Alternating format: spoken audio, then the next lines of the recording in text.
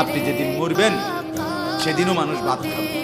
এই গ্রামবাসী ধোকা, ধোকা, মহল্লাবাসী ধোকা, এগুলো সব ধোকা, সব ধোকা।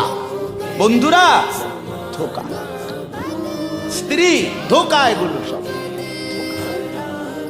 সব ওই রাত্রে খানা খাবে, আপনারে দাফন করে আরো বেশি খাইব মানুষের ঘরের থেকে, যাই চাই না ভাত খাওয়া। আও হারা দিন কাঁদছে নামনে, শরীর দুর্বল হয়ে যাব খানা না খাইলে। ভাত খানা বন্ধ। লাশের সামনে, লাশের সামনে মুসলমান আজকে জানাজা, লাশ সামনে, এখানে দাঁড়াইয়া জিগায় খানাটা কোন দিন কইয়া লাইলে ভালো আছে কি? আহ আহ